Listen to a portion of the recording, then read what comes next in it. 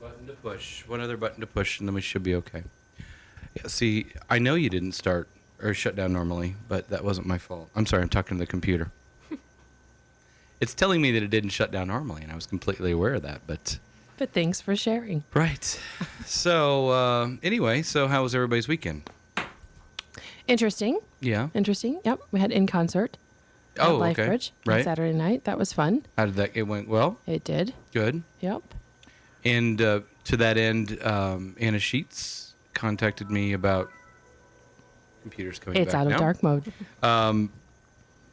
Talking about Feed the Need coming up this weekend. April 28th. April 28th, and we're going to try to work out a thing because I won't be here Friday. I will be off to banquet. Oh, that's right. We'll be, to do your talk. To do, amongst other things, a talk. And so that will impact programming on Friday. But I told her maybe she could come in and we might be able to record it and then just play it back on Friday. So we'll see if that works. No, it was Jenny Bolton. No, it was Anna. It was one of the two. It was somebody that contacted me on behalf of Feed the Need. I think now that's... I'll have to check my Facebook. So it was one of them. I think it's now I think it's Jenny, now that I'm saying that. Well, there's an N in both names. I could see how you'd get them confused. Jenny, Anna. Sure.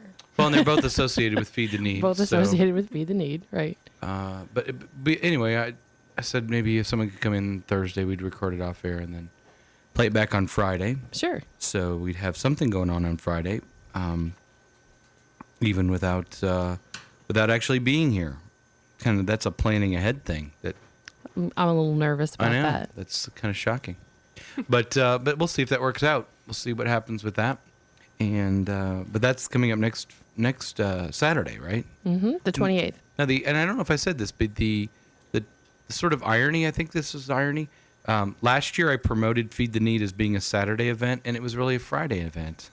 So all day Friday I'm saying, hey, come to Town and Country the next day. Oh, oops. And then at some point I realized, oh, it's today. So I had to go in and like pull things out and try to flip them, and yeah, it was rather scrambled day that day. So anyway, so we'll see we'll see how that goes. But so then the other thing that's staring me in the face this week is, can you eat it? Right. I totally missed the Can You Run It? Can you run slept right through it. Sorry, Salt. I did had want to go. Soccer tournament that I was at most of the. Well, you were at least awake. Chilly darn day. Well, at least it didn't rain. They were calling for rain. So. Right. But it was very windy, and I think I got some sun, and my daughter got sun and windburn, and but yeah, we were out in the weirdness of the weather. I mean, it was like sunny, but there was just this sustained wind, and it actually moved during our time. We were out there for so long, it went from the west just dead out of the north.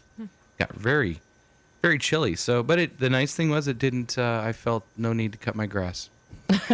So see the blessings abound in everything. Right. I was so tired when I got back from that then, and then when you stand out in wind and sun like that, you're just like tired, and I just went home and it just permeates your bones. Yeah, after standing for so long, I just like laid on the floor. She doesn't get it. She's still really young. She's like, yeah. I don't know what whatever. you're speaking of. It'll come. But yeah, it was a busy weekend. I didn't realize all the things going on downstate. They had the Little 500 down at Bloomington. They had Purdue Grand Prix. There was something else going on in Indy that was a big deal too. So it was like, wow, there's lots of, maybe there was a big Coleman walk or run or something like that in Indy too. So lots of stuff happened in downstate that I wasn't aware of until I was flipping through Indy Star's website just to kind of see what was going on in the rest of the state. And boy, it would have been a little chilly day for bicycling and go-karting as well. So, but that's kind of the sign of the end of the semester too. So all this, what's that look for? Go-kart. Where did that come from? That's what the Purdue Grand Prix is. Oh, see, well, we don't all know that. I Sure. thought it was a race, like a race, like It is a race. Car It's a race, go-kart I guess. race. It's a little go-kart race, but they go 160 laps, which works. I can't remember exactly how many miles So it the is. little but 5 is bikes? The little 5's bikes. I think I knew that one. Right. Bikes, and yeah. then Purdue Grand Prix is spec carts. They have a specific type of cart that they ride. And IUPUI swept the top 3 spots. How about that? Yeah, and that's only been within, I don't know, the last 5-6 years that maybe it's a little bit longer, but that other campuses can participate in the Purdue Grand Prix. Other Purdue campuses can participate, and IUPUI has a motorsports, what would you call it? Department? Track, yeah. Kind of in their engineering, they have a track within that's geared towards motorsports. So maybe that's paying off for them. Yeah. So I thought maybe it was just one of those electives like underwater basket weaving. I don't believe that's actually an elective at Purdue. That sounds amazing. Didn't see I know, that. right?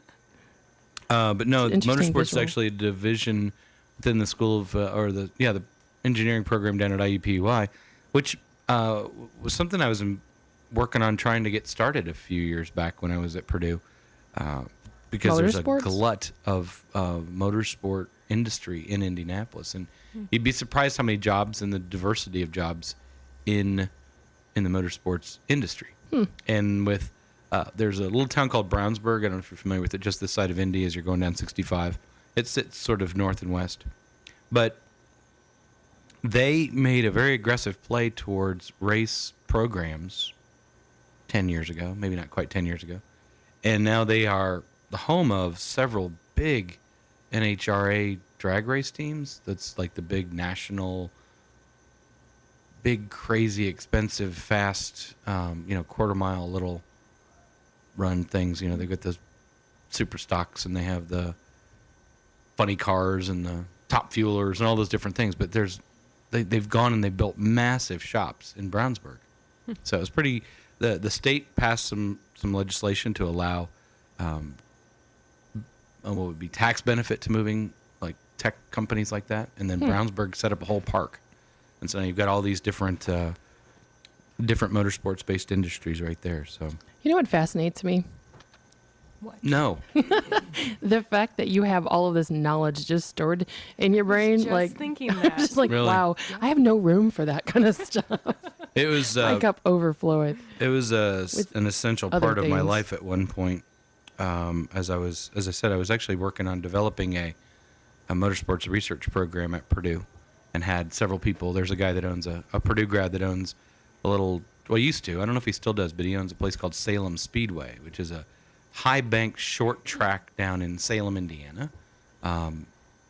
Wait, slow down. High bank, short track. Like Trying to just over a make quarter that mile. fit together. Like really, like if you stand at the bottom of this track or slightly up on the track, you can almost reach out and touch the track in front of you. It's such a high bank track, and they run late models and modifieds, and they used to run sprint cars on it. And then they actually bring. Somebody out there knows what you're talking They do. about. Somebody out there knows. Most people are familiar with NASCAR. Yeah. You know that.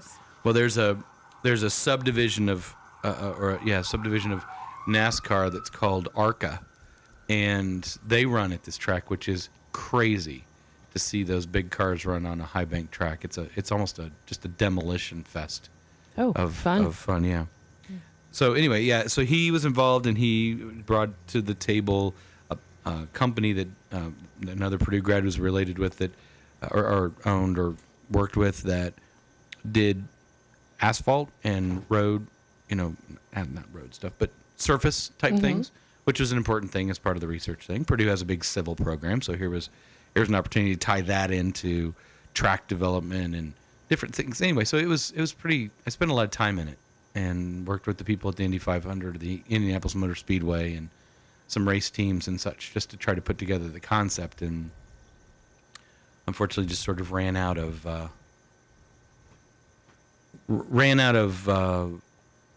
the people at Gas? West Lafayette that could see it. The people in West Lafayette sort of stifled it, but then IUPUI picked it up and ran with it. So Well, it has was served pretty you cool well in your experience, having this knowledge. and that we can have this conversation today. Yeah, if this is actually serving anything. So, but anyway, that's I don't remember how we got down there. We were talking about Purdue Grand Prix, I think. So, anyway, but that's what's happening. That's how See, you I start still have your my Monday. little do too. fidgety toy Mine's here. in my- But see, I haven't worn mine. I just used mine to fidget with. So, so anyway, so they had their walk. Hopefully, it went well.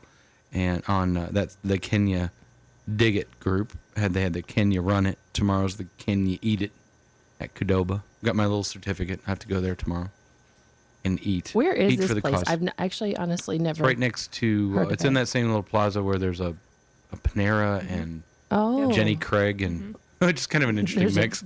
Jenny Panera, Craig right Jenny next to Craig, the- and Qdoba. Yeah, all together. GameStop, mattress place. Anything else over there?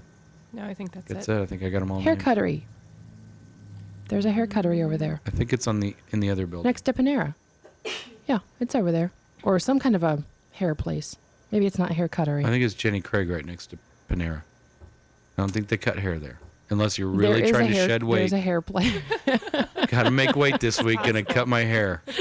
There's a hair place on the other side where the Quiznos is. There is totally a hair place there. It's like a Bo-Rix or something. I took the kids there. And then we went to Panera because we had to wait a long time. So I know that there's a hair place there. And I don't know about the Jenny Craig and the mattress and the GameStop, but Yeah, and Qdoba. well, and Qdoba's there as obviously well. we didn't eat at Qdoba because I Yeah. didn't know it was there. It may So- not have been there. Who knows when you were there? It's not been there forever. I think it's only been there. Well, it's been there longer than I probably Well, what do they think. have? What do they Mexican serve? food. Mexican food? Oh, Yeah, how do I it's not like know that? burritos. Huh. It's kind of I like haven't been there. you haven't. They've got. It's like what's the other one that's like that across the street? Chipotle. Oh, they're good. Yeah, Yep, I have been there. I kinda haven't been to the similar. Valpo one, but I have been there. They're similar in, and there's somebody out there going, no, they're nothing alike. One's better than the other, and here's why. But yeah, I kind of blend them in my head. Chain Mexican place. Hey, that's cool. Missy's Burrito talking place, to I me should say. Yeah. as we're talking here, and she's telling me that I'm right. So thank you, Missy. Did she get my email? Did you get? Just say yes. You RG's? can just email back to her Yes. or text back. No, I'm saying she can just text back to you. Oh, since she's already okay. texted you. Now you're confusing me. Anyway, Jack in the Box. What Qdoba is owned by Jack in the Box, and Panera is owned by Obon Pan. Okay.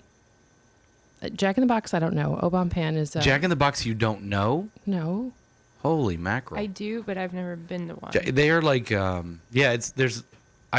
had not gone to one because they just moved to Indiana and they've opened up in Indianapolis several locations, but I can't remember what else is a part of them. But yeah, Jack in the Box is like a long time fast food type restaurant, goofy looking clown thing that Yikes. They snow have cone them on in the side. Tennessee. Yeah, they have them. Might be why I've never been. Texas. They have them all over, but they've been slow to develop in Indiana. But I believe there's like a plan for 3 in a year in the Yikes. Indianapolis area. See, Obon Pan, Chicago, been there. Jack in the Box, not so much. I don't know where else they are, but anyway, yeah, that's your fast food moment of your Monday. Thanks. Thanks for And, sharing. Bring you up to speed Weird. with fast food restaurants. But Jackie contacted me over the weekend and said, "Hey, what's on your mind?" And at the time, I was working on a message for tomorrow. Big shoes. Yes. That's great. Just like did a double take. I saw out of the corner of my eye somebody walking in the door next to us, and you did like this, like almost a cartoon, like what was that? And I just had to assume it was the gal next door that wears Big shoes is giant a good way. shoes. It's a good way like to tall, describe really it. tall shoes. They're big, And they're just brights. big yeah, that's They're what like caught me. art, They were yeah. like white pants and these. I don't even know what color it was. Kind of a mix between a cadet blue, turquoise, and I don't even know where to go with that because I think they might have been shiny. Could have been obviously on Yeah. some level. Right, 'Cause they because got it your caught my attention. But so Jackie had contacted me on Facebook and just asked if there was something that I was thinking about, and I was right in the middle of writing the message I gave yesterday at church, which is sort of part 2 of the Body of Christ message I'd given before. It was a message that came out of that other message from the experience of writing it, not so much from the topic itself. And it was that experience of when I had looked back. I think I shared this, but looked back, literally turned and looked Right. backwards and saw this path that I could visibly see of my life going backwards and the different paths that crossed. And then what really started jumping out as I spent time in that was the points in my life where God had been unequivocally present, and even going back into times where I would have denied God's presence in my life, I can look back now and see that. And so my message yesterday was 2020 faith. And it's very hard for me when the concept came to me, I have it just rock solid in my head, but I can't put it in a nutshell. I can't summarize it. So when I had to send Steve, he sends out the email, say, here's what's coming up this weekend. And I said, it's basically a paragraph to describe what the message was going to be because I wasn't sure what to call it. He summarized it as 2020 vision, which was fine. But it was 2020 faith and basically taking the idea that I can look backwards and have 2020 hindsight faith. Mm-hmm. And how do I take that and flip it into 2020 forward-looking faith? And looked at how I feel like I'm stumbling and falling and not having faith to go forward, and sometimes thinking I'm the only one, and then looking at the Old Testament going, no, there's a pattern of this. Yeah. And there's some pretty big things in there. And there was one line that really, really resonates with me as I was going through, and I believe it's in Numbers, and I don't have my notes in front of me now, but it's almost the last line of the nation of Israel in the face of these miracles, these amazing things that have happened, just whine like a 2-year-old. No offense to 2-year-olds out there. But thanks for listening. And sorry, Abby. No, she's 3. She's 3. There you go. Good morning, but Abby. If just in just an instant, how quickly they can forget everything that's been done and everything that was happening to them. They suddenly long for being slaves back in Egypt, so that they die in the wilderness, that they were, they had a place to sleep or a place to die in Egypt, and then at some point they're starving, and I know this is exactly where I would have been, because this is exactly where I am, and so all these things that you see God do here are plagues that attack the other people and not them. Here is a giant sea that's opened up for them to cross that folds over the Egyptian army that's pursuing them. Here, good morning. Good morning. I didn't know who it was. It was Terry. But even in the situation where now they have no food and they're longing for the time when their bellies were full while they were slaves. It's amazing how they have nowhere to sleep. Well, they romanticized the slavery aspect of their lives. Like they had life so good in the throes of not having something to eat. And I think of all the miracles that they had seen, that food thing would have been a pretty simple one for God to have gone, oh, gosh, I forgot that on my checklist. He would have had that one covered. He told them, and this was something I learned during my study. He that one covered. Yeah, easily. But they didn't know. But even before they left, God spake. I was reading King James. So is that like baked spam? God spake to Moses. No, it's the past tense of I get it. Speakage. They let you talk. But he told at church. Yes. But God told them they were going to go to the promised land, and oh, by the way, there are already people there. And so even from the beginning, he had set the table that they were going to have to work for this.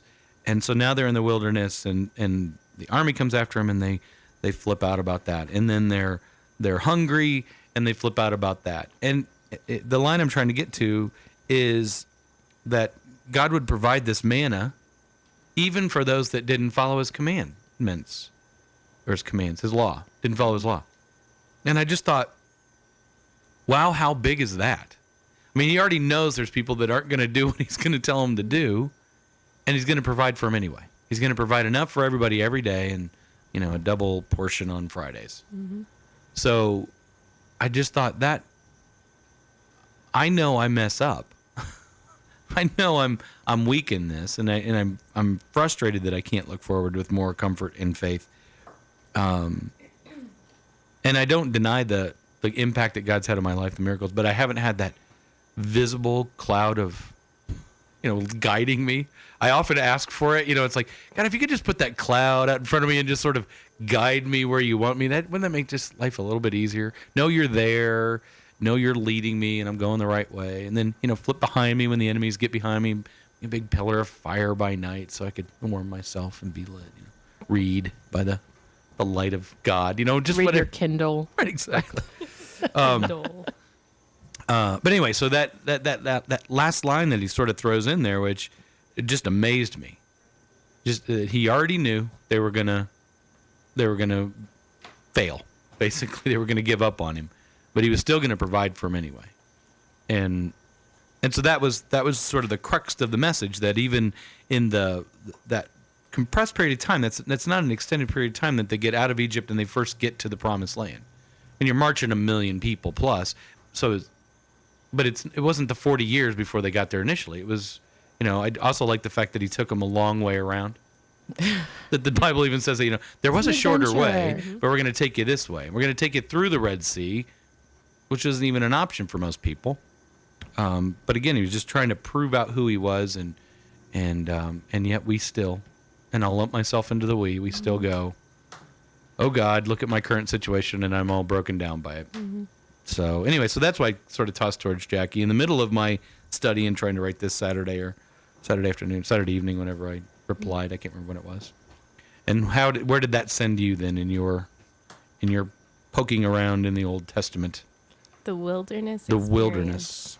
Yep. Excellent. And what did you find in your delving into the wilderness? Venturing into the wilderness might be a better word there. There you go. Venturing in. These headphones are so weird. Why is that? Because I'm not used to them. I'm not used to hearing yourself. Not used to this. I don't like it. You'll get over it. But that way you know where you're talking. And right. It's true. Like when I do this now, I know. I'm like, I've got to get back in front of the mic. Mm-hmm. That is true. Yep. It was kind of cool because on Sabbath, Mike has been talking about the wilderness and what we've been going through and how it relates to us. And just coming out of Egypt, and it's been kind of cool because we just did the Passover. Oh, sure. So then going from there and then going into the wilderness, and a lot of people have a negative, what's the word I'm looking for? Perception? Yes, a negative perception of what the wilderness is. A lot of people think that the wilderness is a bad place to be. It's not a bad place to be because Christ even went into the wilderness. Right. But it's somewhere that you don't have to stay in. He had That's to bring good them. news. Yes. Amen.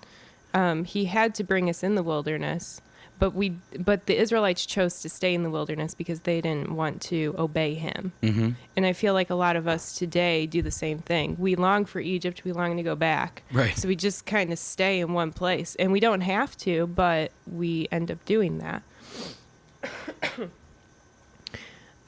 So I looked up wilderness, and this is just really cool. It comes from the same word. The Hebrew word is davar, and that is dabar. Davar. It's either or. And that's the same word that comes from the word word. The word became flesh and dwelt among man. Okay. Comes from the same root word, wilderness. Huh. Another word that comes from it is bees. And I'm looking at it, I'm like, okay, bees? As in bees, as in the little yellow, black, yes. black honey and yellow producing. things. Yes. Mm-hmm. So I'm looking at this, I'm like, why are all these the same? Like, they have to relate to some degree. So the word wilderness and the bees all have the same root. Yes, and word. The word word. And the reason why is because the root of the word means order. And all those things have order. The wilderness has order because there's nothing there. Everything is orderly. Bees are known for their order and how they go about their business. The business of being a bee. And then the word is order. I mean, when the word was spoken, what is that? That's the monster shredder. Oh, okay. Shredding in the other room. I want to go back to, just before you go further, I want to go back. Mm-hmm. The order of nothing is a pretty big statement.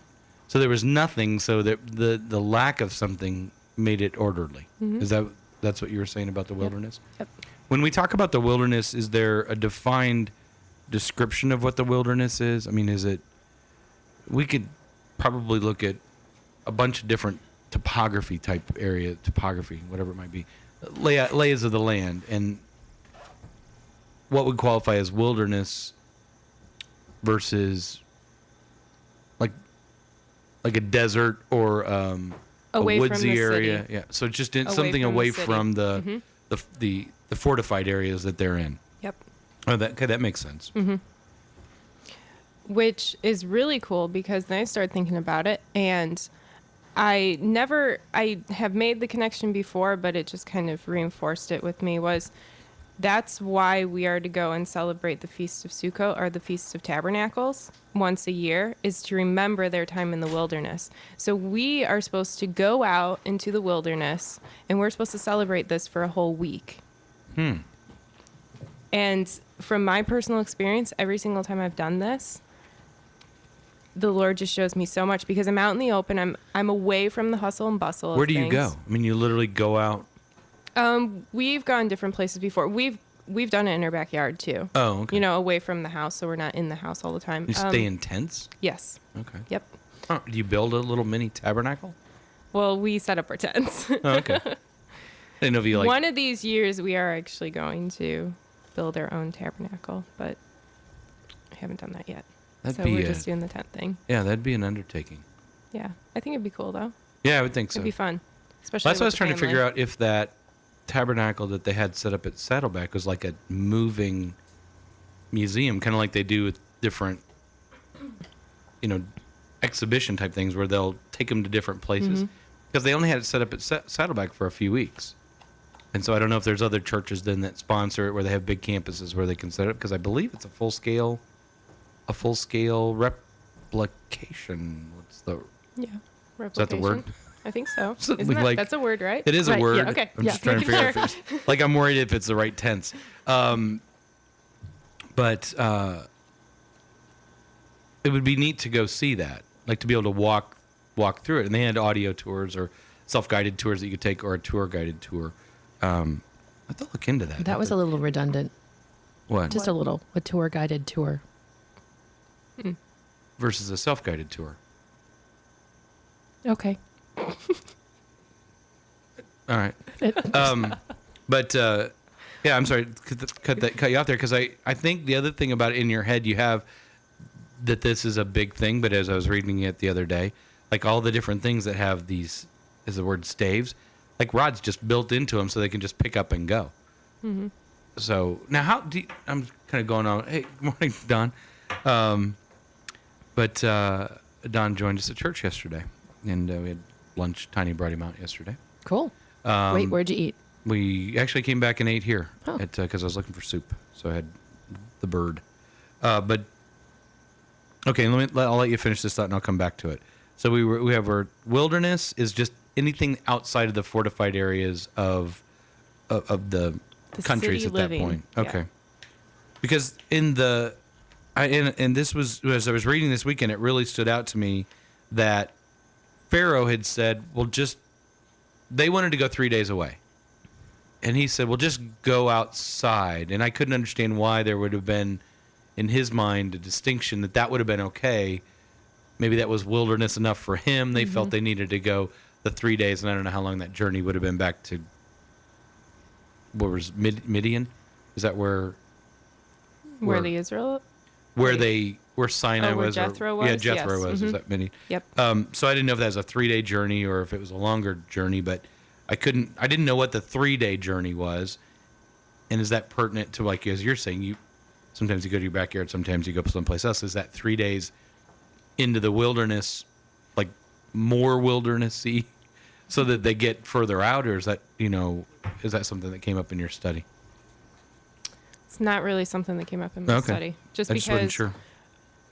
in our society that we live in today, like 3 days for us, you could still be in the Right, dead you of just end up in the someplace city. else. Yeah. Right.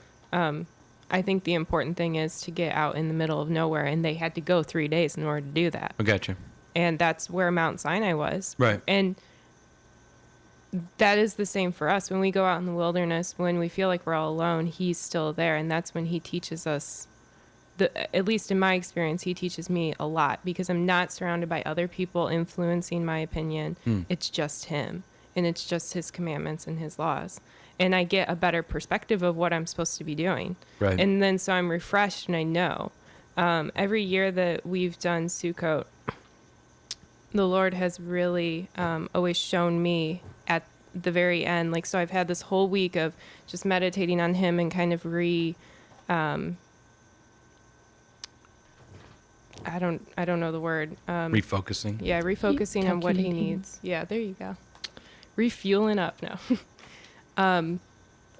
Every single time I do that at the end of the week, the Lord just totally reveals something else to me that I need to be walking in.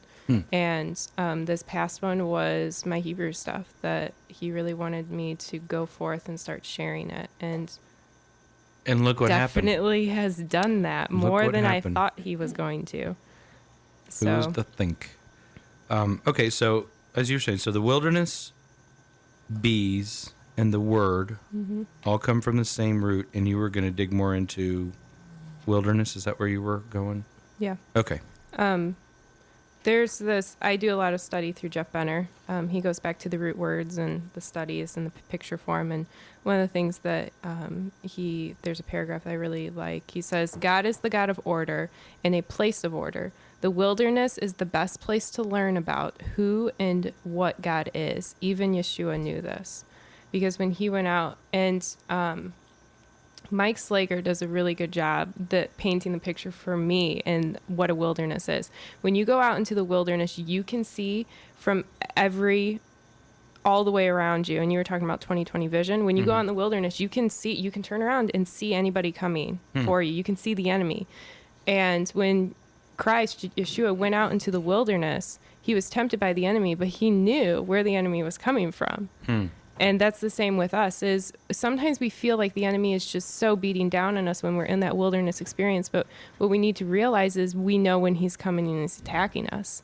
And we have that sword of the Spirit with us that can fight against that. But it's the word, which comes... Right. Yeah. And you just said, he knew where the enemy was coming from. And I took that in a different way, not very literal, but a figurative way. And I'm thinking, because if you know the word, then you have your defense in order, and you know exactly where he's coming from. So many you can, different things. Right. Yeah, that's pretty cool. The bees didn't really get into that visual yet, but Yeah. They Maybe don't they- really have it in mind either, but I thought it was really interesting how all, these words make sense. I mean, it does make That's sense. cool. Just I still am having trouble with the order in the wilderness. Because I think I guess I'm tied into wilderness And wild. and we break it down to wild. right. And so it'd be like wildness, which would be the reverse of order. Well, really quickly for me, because I was about to go down the same road when she shared that information the first time. And then I got it because I remembered biology and I remembered the kingdom, phylum, genus. There's something else in there I'm not remembering, but you know how there is. And if you've ever gardened or done anything like that and then got a little obsessed with it, you go into the Latin names and the different ways that everything is connected. And there is an extreme order to the way that nature evolves, grows, happens. There's a specific way you plant a seed, and a specific way the seed grows, and specific things that, there's an order to things. You put the seed in, you water it, you nurture it, you fertilize it, it grows, it blossoms, you get fruit from it. And that's just one very, very, very simple example. There is order in the way that everything happens in the wilderness. Although it may seem messy and chaotic, it's not the same type of order that we have here. It's not a container garden. It's Right. a spread out kind of doing its own thing, but everything is tied into each other. The moss that grows on the tree has a function. There's an order to it. There's a reason for it. Well, if you go to the Hebrew word for city, it means chaos. Really? Huh. Yes. Well, there you That's go. So interesting. it's the opposite. Even though our minds may have it, well, in some ways, I know for me, I have that totally sometimes switched around, and that's what the enemy wants to do. He wants to just kind of twist it around and make Yeah. it the other way, and it's really not that way at all. I guess I've never really put that together in the sense that, so Jesus went into the wilderness, the people went into the wilderness, Paul went into the wilderness. I mean, all these people, when they needed to go out and get themselves in order, they went out to the wilderness to to draw nigh. One of my new favorite. One of my new favorite And phrases. they walked to and fro. Right. Yeah, they didn't walk to and fro. To and fro is a bad connotation. That's a bad thing. bad Sorry. connotation. But it was funny.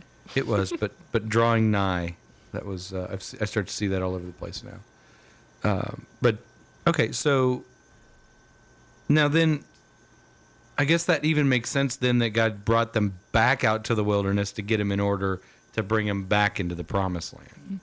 Yep. That makes a whole lot more sense then, because I guess I pictured and I have such a skewed view of what I think that area to look like. I just think it's massive deserts.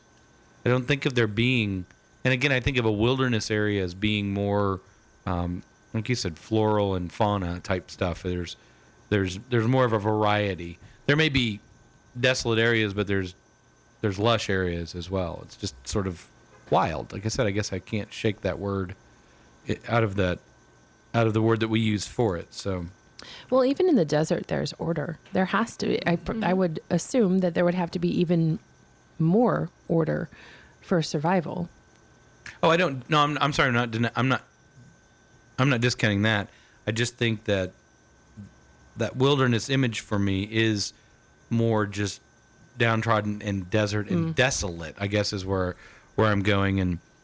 And so even as I pictured Jesus going out into the wilderness, I pictured him going out into a desert area. The people leaving Egypt to go on a 3-day trip to go do their Passover, or were they trying to go? No, they couldn't have had Passover. They were still in Egypt.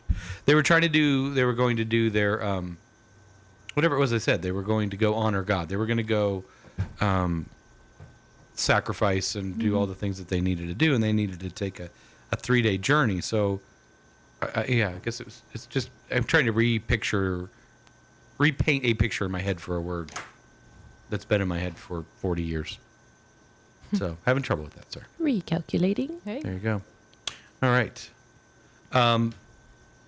So, but the bees didn't come up in this. It's interesting that those words No, are I in just there. thought it was an interesting side note. No, I know, but that all of them go it's interesting together. that they all tie together like that, and I would agree that they are like one of the more orderly insecty things. Insect. And they obviously have a role in the honey that's referenced in the the promised land. They're obviously present. Are bees insects? Yes. Okay. Well, there are, Did you you- know, there's a you were- difference between a bug and an insect. Well, Like, bug is there's- not a scientific term.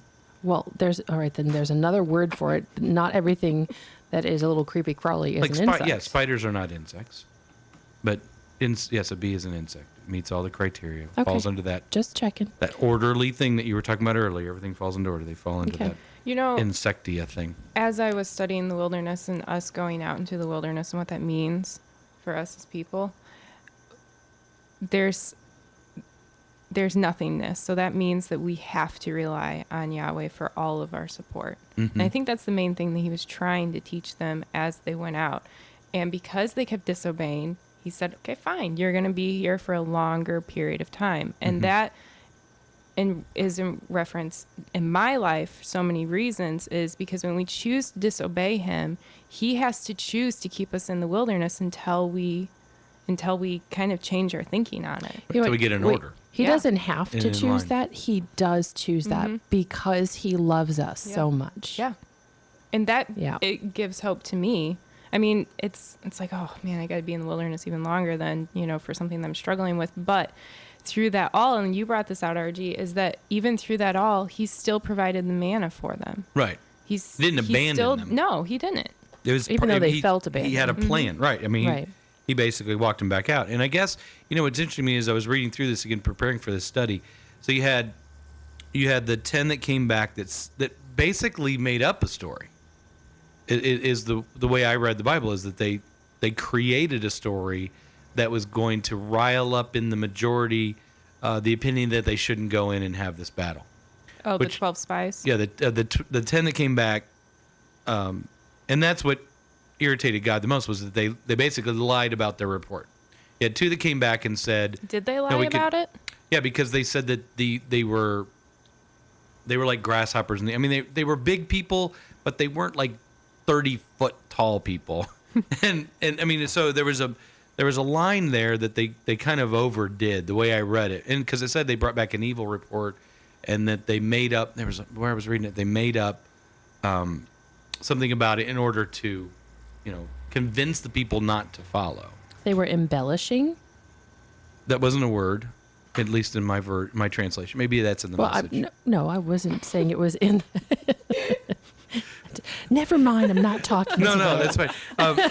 But no, I think that's probably actually what they were doing. Was they were sort of telling the story in a way that, and you look at the reaction of the people as they brought the tribes together to hear the stories.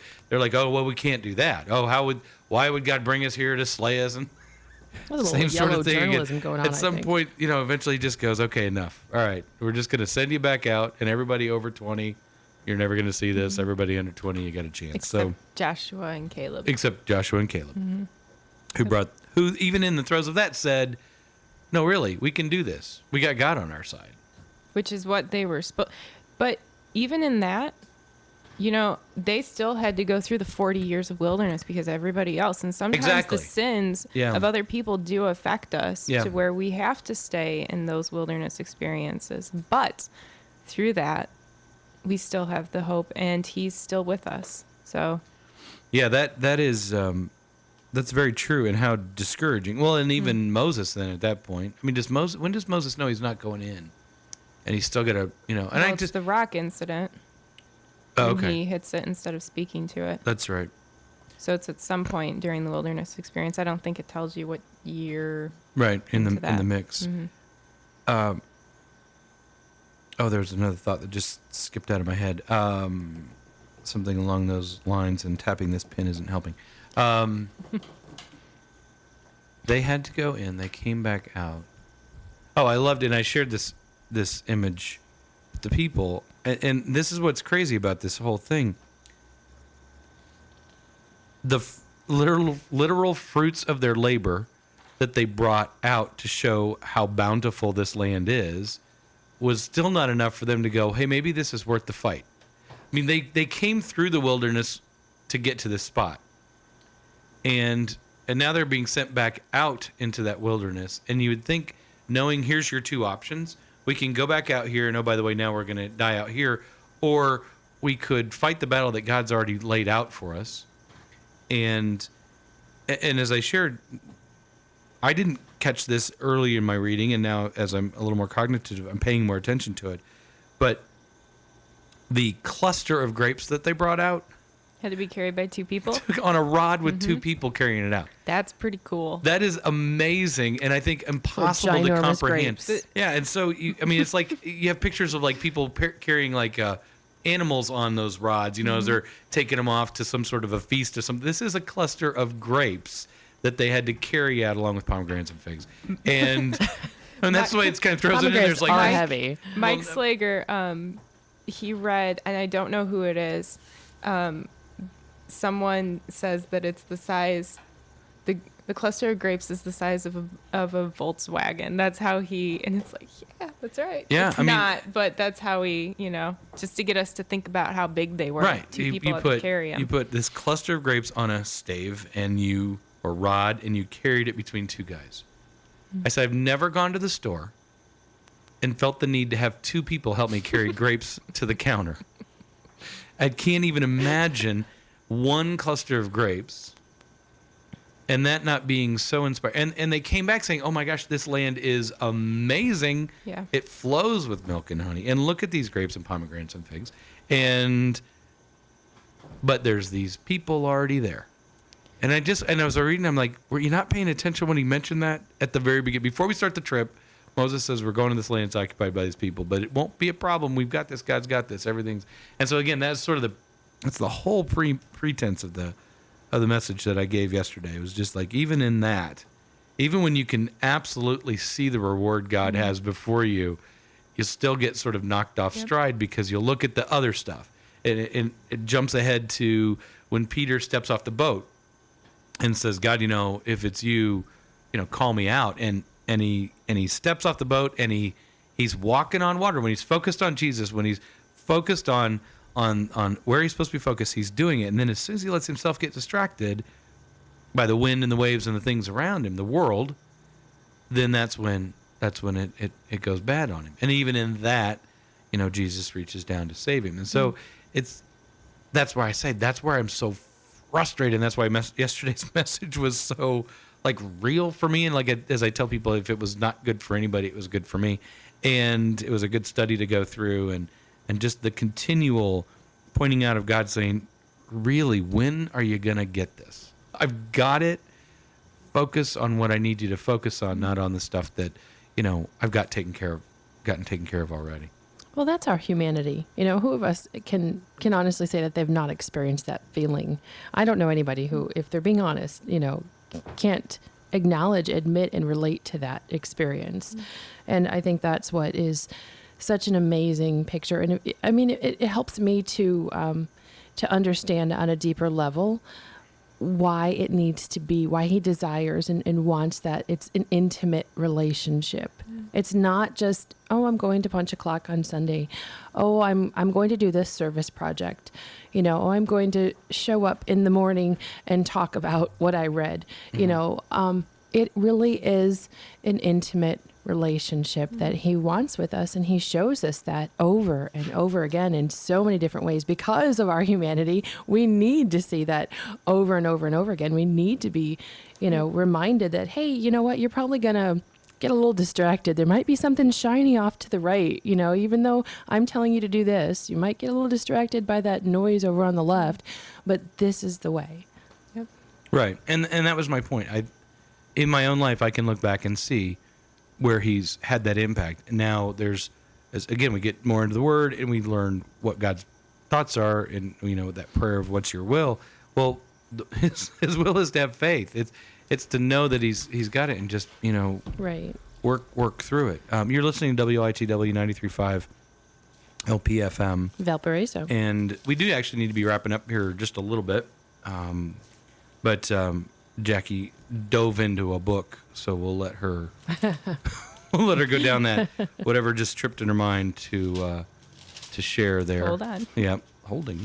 But anyway, and I think that was my point. I think I get frustrated with my failing, and this was sort of affirmation that there's a whole history of this, and it is the humanness in us, and we're not going to be necessarily different from that, but we can strive to be different. We can pin our hopes and our prayers onto something else, and rather than let that stuff beat us down and beat us up or distract us or take us off target, we can say, this isn't where I'm supposed to be investing my time and resources. I need to be focused on God. Well, and it brings me back to the whole Egypt thing, where they came out of Egypt. Then he brought them to Sinai, and then the wilderness. Right. So he's given us everything that we need to get through the wilderness to survive, and that is his words. And his words would be what they got from the mountain. His words Moses brought down to them. I would encourage people to just read Ecclesiastes. I was reading Ecclesiastes, and this book is so good. Mm-hmm. Like all the books are good. It's exasperating. But, Ecclesiastes just makes me go, oh. But this is the conclusion of the whole book in the last 2 verses. It says, the conclusion, when all has been heard, is fear God and keep his commandments, because this is the whole duty of man. For God will bring every act to judgment, everything which is hidden, whether it is good or evil. So the whole duty of man is to guard his commandments. It's the whole duty. That's it. That's all it is. That's all it is. If we believe his word, it's keeping his commandments, which if we're keeping his commandments, in those commandments, we already believe in the Messiah, because the whole word is him. Right. So if we're doing that and we're walking out in his faith, if we believe that Yeshua, our Messiah, is the Christ, that he came for us, then we're going to live like he did. And he kept the commandments. So I just encourage people to, even though they feel like they're in the wilderness, the answer is already here. To walk out in his commandments, and he will bless you, even though you don't necessarily maybe not see it right away. But he does.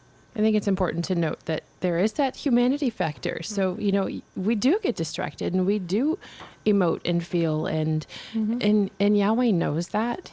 And that is why it is so incredibly important to be in the Word. Yeah. Yep.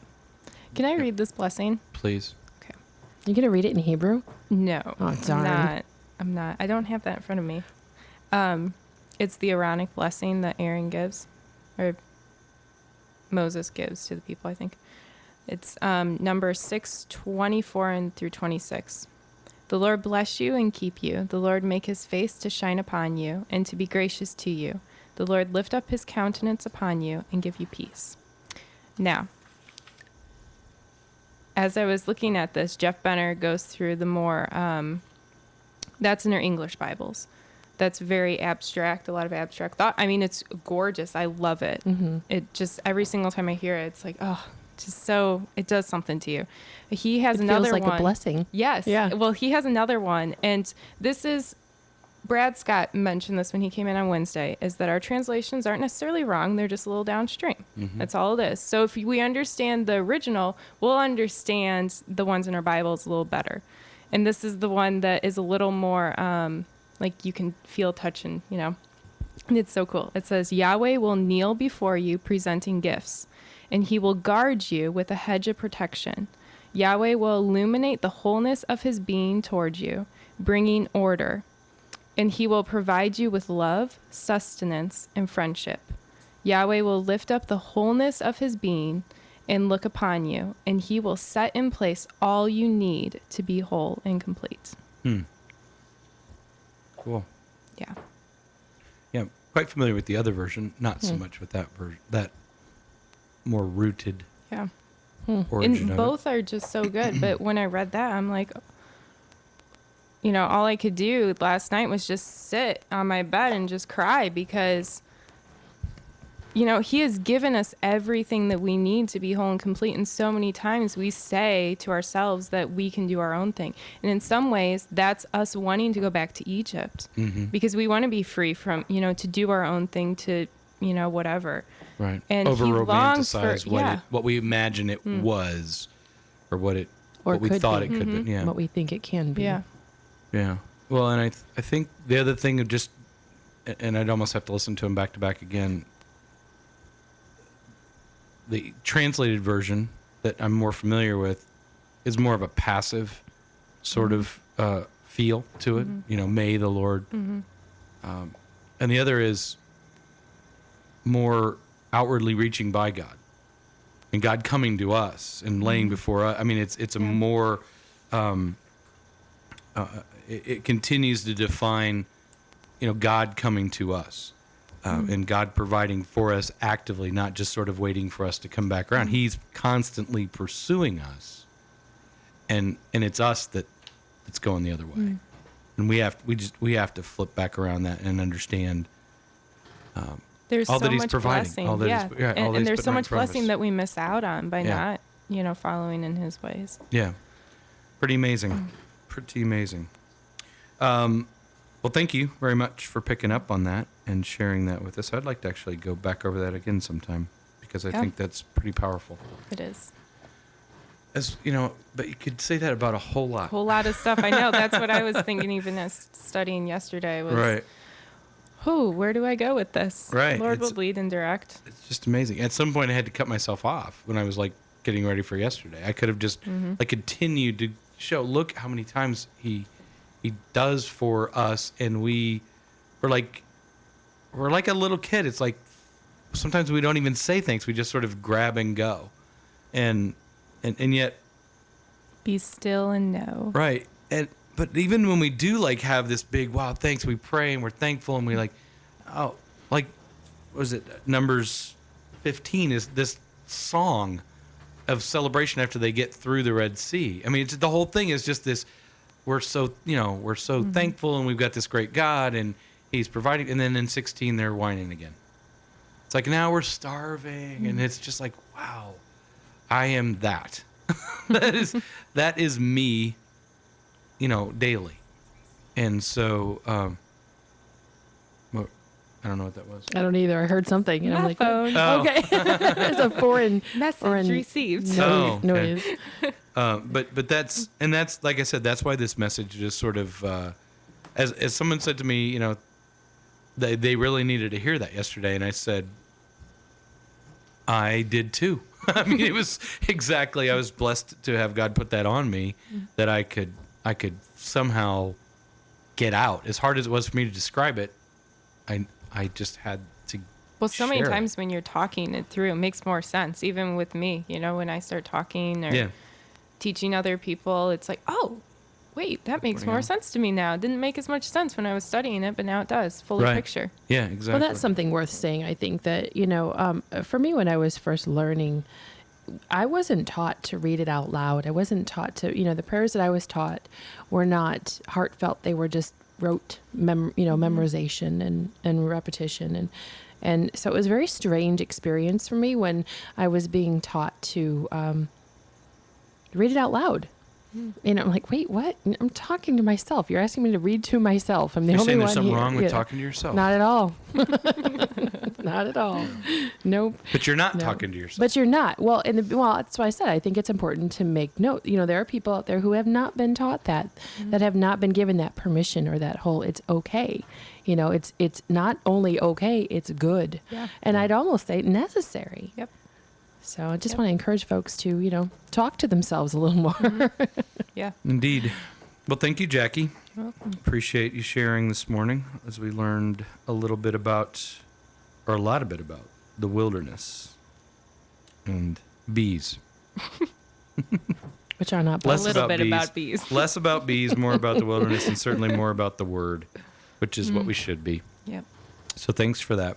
We'll jump into some prayer time here, and I don't know if we have any updates on anybody.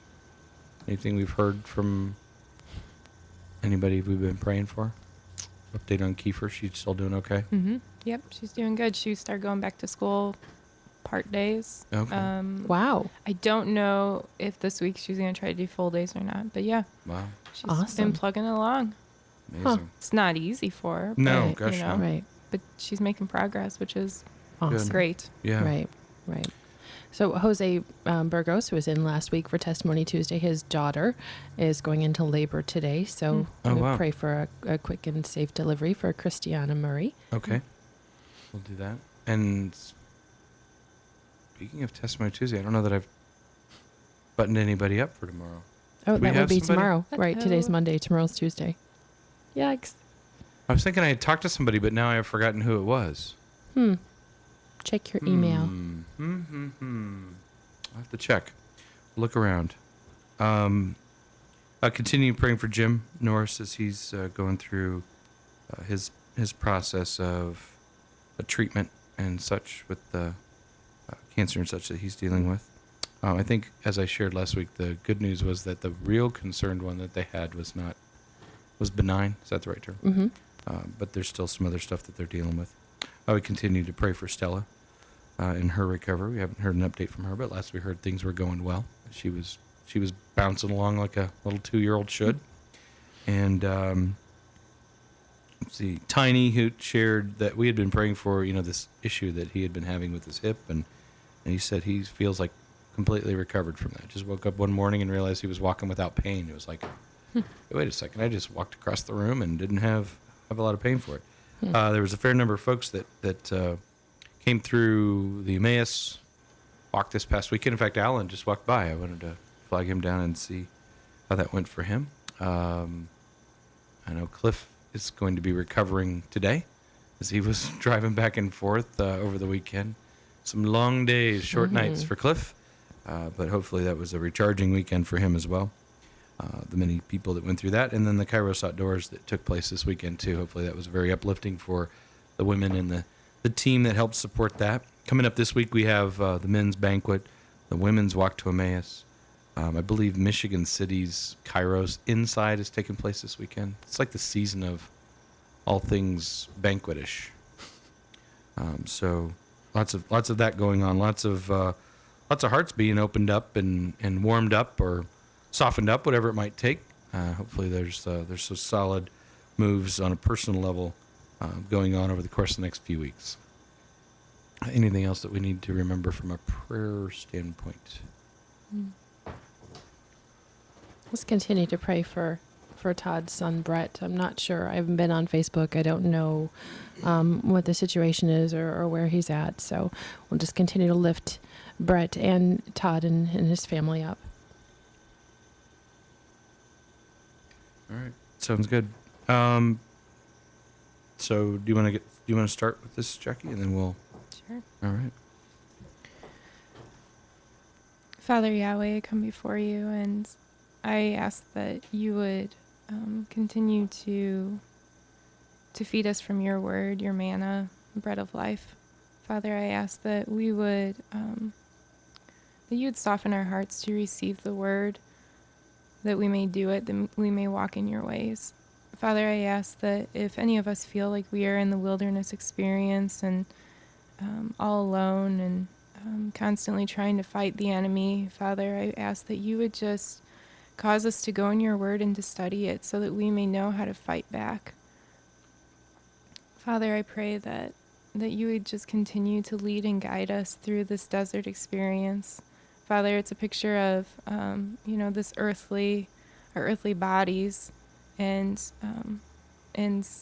how after the wilderness we are going to be going home with you. Father, I ask that we be able to just to stand firm in your truth and to live it out so that people may see that we may conquer the enemy in the areas of our lives that we are struggling with, that you just give us strength to do so. Father, I pray that for those that are hurting and with health and spiritual battles that are going on right now, I ask that you just continue to strengthen them, that you lead people aside of them and to strengthen them and to give them the ability to just keep fighting and to keep trusting in God, that he is the giver of all good gifts. Father, you desire to bless us. Father, we have to step out in faith and accept those blessings and to walk in them. I thank you for all the blessings that you've given each of us, that we do not deserve at all.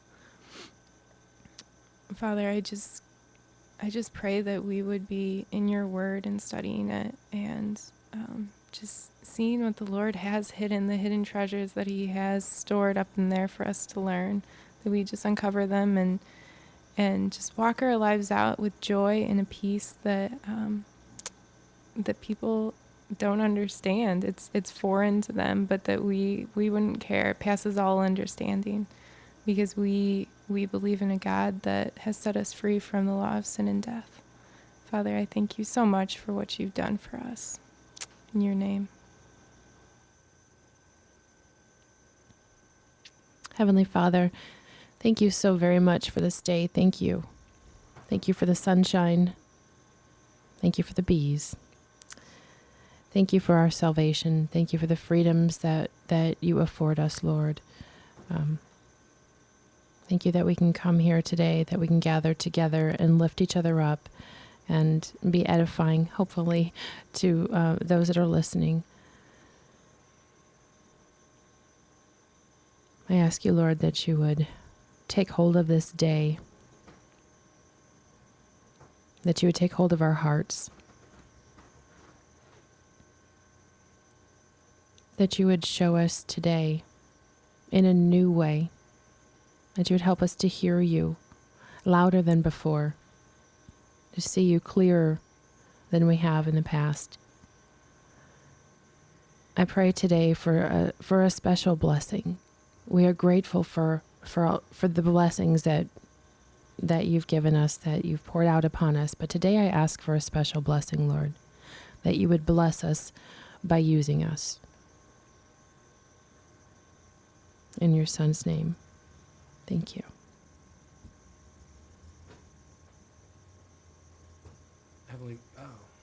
Heavenly Father, thank you for continuing to provide me the opportunity to see you in your word and opening it up more to me, whether that's just me taking whatever blinders are that are on my heart or in my head, that's been clouding your will and your word.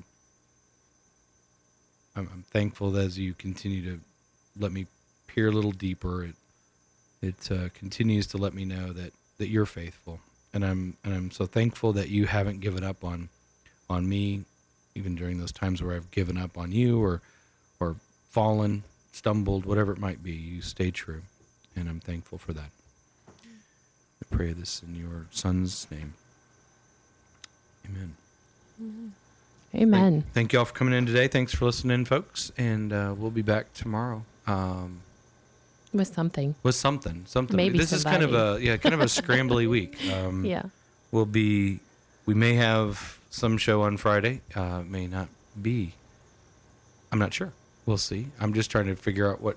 There will not be dead air. There won't be that. There will be something. There'll be something. There'll minimum be music, and hopefully there'll be some programming as well. But yeah, that's one of the things that dawned on me yesterday is I really got to be pretty thought out going into this week and get things done, and don't have the weekend. Order. Yeah, exactly. I need some order because I'm heading off into the wilderness of not being able to just do things, at 12 o'clock at night, or as I woke up right before I went to bed Saturday night.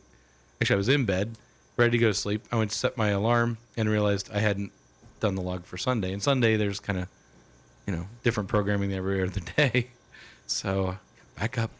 I was trying to convince myself, could I get up early and do it? No, I shouldn't plan for that. I'll go ahead and get up now and got it done. So anyway, so that was sort of part and parcel of what I need to be working through for this week. So thanks again for listening. Thanks, Jackie, for spending some time both here and in preparation for this. It's awesome that you share your gift in that way. And thanks, Jen, for coming in as well and sharing your insights and thoughts. And we'll be back again tomorrow. We don't know what it holds, but it'll hold something. And so we'll see what transpires then. Thanks again, everybody. Have a great day.